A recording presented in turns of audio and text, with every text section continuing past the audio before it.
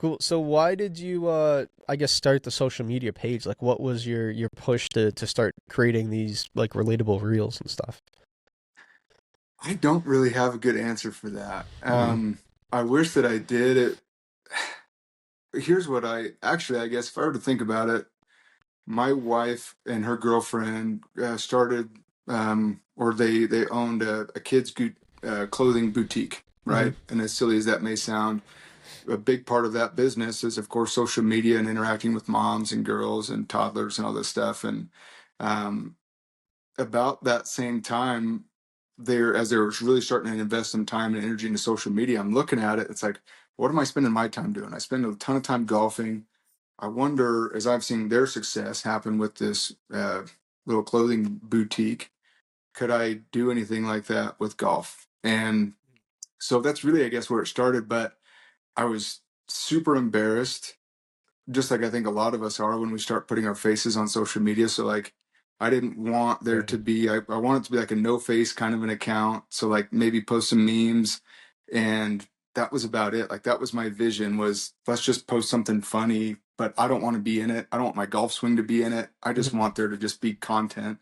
And that didn't go very well, as it turns out. Yeah. So like nobody watches that stuff for the most part, because I didn't know what I was doing. I never edited anything. Like I had no idea. So I so then just kind of grew. It's like, okay, well, maybe if I get on there, maybe it'll blow up a little bit more. Like not blow up, but like maybe Yeah. it'll catch a few more eyeballs, be a little bit more engaging. And so if I go back to like my early on reels, it is tough. It is Yeah. a tough watch, man, for sure. But Yeah. Our when we first started, it wasn't really supposed to be a podcast. We did a lot of cart cam stuff, just playing tournaments together and stuff like that. And even that was like different for me because I work in a recording studio, so I'm used to like being behind the board, not in front of people. mm, Where Gary's like been the front man, like singing in bands, and he was on The Voice years ago, so he likes being in that spotlight. And I used to be like behind the lights almost. right. Um, but then like some cart cams kind of caught some traction, and then we live in upstate New York, so we only golf 4 or 5 months of the year. So we were like, we need Yeah. something to do in the off season.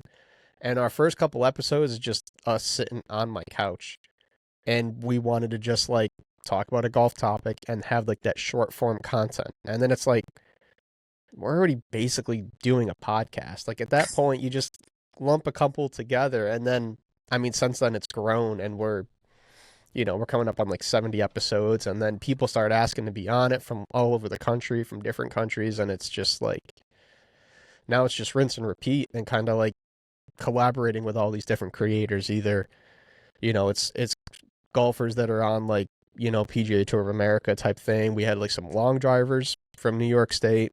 We've had Hmm. different adaptive golfers, just content creators like yourself. Like there's brands, and it just kind of like keeps going, and it's cool seeing like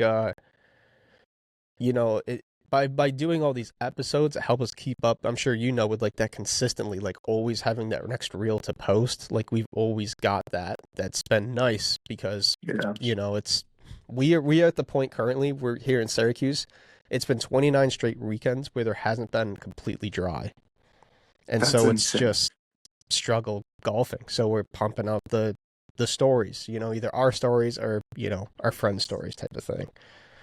Yeah, it's amazing. And I would probably echo that same sentiment. It's like, because I mean, I live 90 minutes north of Salt Lake City in Utah. So like here it's the same thing. Yeah, you got maybe 4 or 5 months of good golf, and if you really want to stretch it, maybe a couple more months on the tail end or the front end of that. But like, how do you Hmm. get that fill for 12 months? How do you, yeah, be Yeah. able to continue with your passion for 12 months? And I think content's a good reason, a good way to do that. But more so, kind of to your point, you get to connect with so many different people. Like Hmm. from all over the country, from all over the world, whether it's, through DMs, whether it's through true collaborations or like this.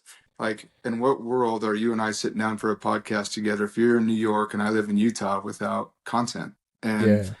that's where I think there's so much bad about social media, but there's also so much good that I don't think gets enough credit. Where, I mean, just a couple weeks ago, we met up with 25 plus creators in the state of Utah and hosted a 2-day event. Like, that's Nice. crazy. Yeah. And I would have, I had maybe met two or three of those people through content, but I met another 20 plus people that I would have never had the opportunity to rub shoulders with without this space and this platform. So it's it's remarkable. It's a great tool for sure.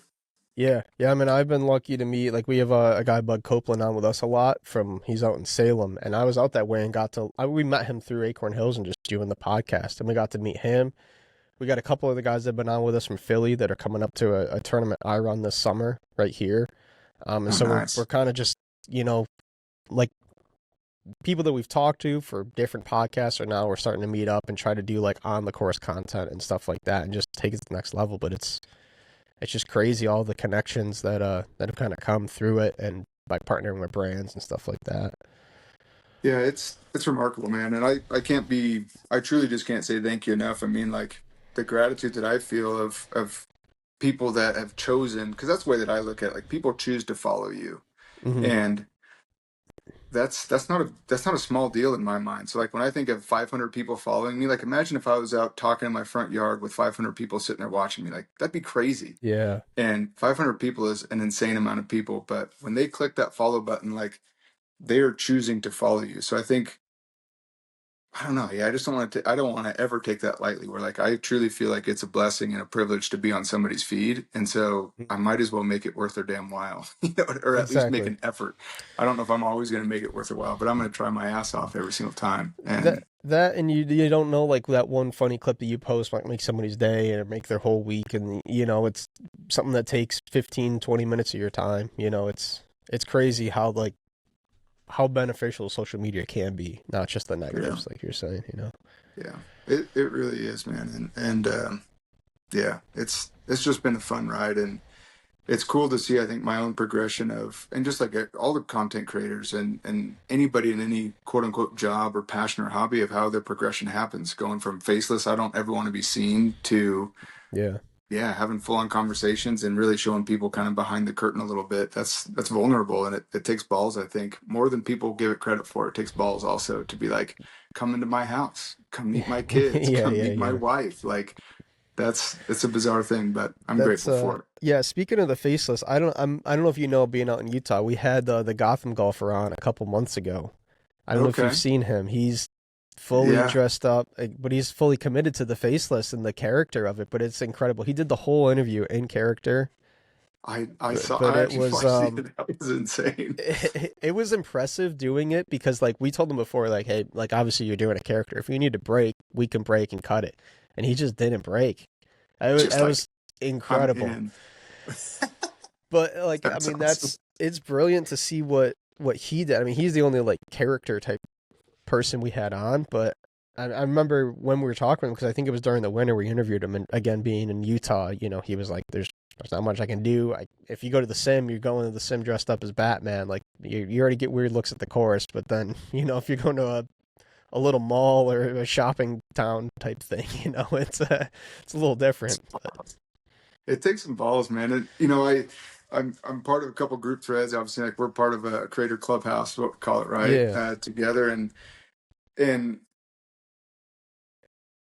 yeah, I think I default to just post the content, right? Like that's my message to a lot of other creators who are looking to kind of get things going. And it just reminds me as I'm thinking about the Gotham golfer, but it's just like it's just cringe until it works. You know what I mean? And so yeah, like it the same advice is true. Like just post the content. It's going to be cringy. It's going to be nasty until it starts working, and then people are going to love you for it. And so like yeah, just post it, and it's cringy until it works. But like I could never imagine, honestly, going dressed in any type of costume to yeah. do anything. To be like that's just not my vibe. But Yeah. kudos, man. I mean, Kudos. That takes balls. it takes time, but like you said, eventually those right followers are going to find you, and then they're going to Yeah. buy into what you're doing, and that's just going to grow organically over time. And you just Yeah. got to do the right things and commit to it. But I think that's it. Yeah, and I've had this conversation with a lot of other creators, especially as I've been fortunate enough to be in a growth state, but with my page and with my followers, but just being able to attract your audience. Like there's an audience out there for anything, and like he's a great example of that. There's so many other characters or pages that it's like this clearly works for the right audience. You just have to mhm. find your audience. And Instagram has some great tools to help you do that. But at the end of the day, like, your audience, I do trust and believe if you're consistent, if you put out high quality content, it may not be everybody's, favorite or their cup of tea, but if you put it out, it's high quality, your audience is going to find you. And yeah, it's crazy. Just a crazy space. Yeah. Do you do anything on other platforms too? Do you focus just primarily on Instagram? I think I'm just too old and stupid to figure out any other platforms. So like I tried a little bit on TikTok, and TikTok's just, it's a young man's game. In my opinion, I don't know, that maybe that's ignorant, but well, it probably is ignorant, but it's just different. Like, I don't do the trends. I'm not a big trend guy. Like right now, Yeah, we there's don't. a bunch of big trends of like the rage bait with like the Snapchat filter. Like, this guy's a Ford handicapper and he goes out there and, shanks balls left and right and stuff. Like, that trend isn't necessarily or trends in general aren't necessarily my thing. And Yeah. I think that's where TikTok plays really well, is on those trends. And so I think I'm behind the eight ball a little bit there, but a lot of other creators have made the jump. I'm too, yeah, ignorant and old, I think, to try and give it a shot. So yeah, Instagram, that's it for me, man. Yeah. Instagram, and that's it. We post on all Instagram, TikTok, YouTube, but it's the same stuff. You know what I mean? I just like rotate them so it's different stuff on different days. But some of it hits. It's interesting to me to see what hits good on. Like if something hits well on TikTok, it doesn't hit on Instagram or YouTube, or like it's like one Yeah. of the three. Rarely is it hit on like two of the three type of thing. It's Yeah. And like interesting what catches people's eyes on these different platforms, even though they're basically the same thing. You know? that's what's amazing. And that's why I think none of mine ever did anything on TikTok. Like, I would take a reel that I got a million plus views on Instagram, and I put it on TikTok and it would get like 250 views. And Hmm. it's like, I know that this connects with an audience. It's clearly Yeah. just not this audience. And so yeah, I think it's just a game of attrition. I just gave up after posting like 10 or 12 10 or 12 TikToks.